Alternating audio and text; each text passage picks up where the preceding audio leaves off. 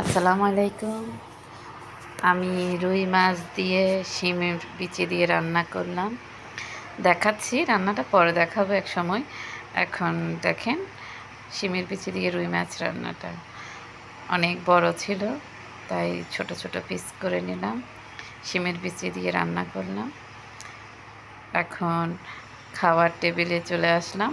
এখানে চিংড়ি ভর্তা, এখানে রুই মাছ দিয়ে শিম দিয়ে বিচি দিয়ে রান্না করলাম, ডাউল, গরুর পায়া বা নলা, সালাদ, এটা হচ্ছে মুরগি ভাজি, চিকেন ফ্রাই যেটাকে বলা হয়, সাদা ভাত।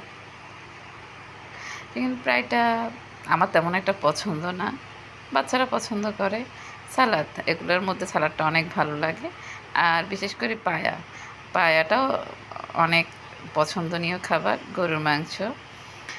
আর এখানে আরেকটা জিনিস আছে, সেটা হচ্ছে কি, শিমের বিচি দিয়ে ভর্তা করছিলাম, শিম দিয়ে। এটা শিমের ছোট ছোট চিংড়ি মাছ দিয়ে রান্না করলাম।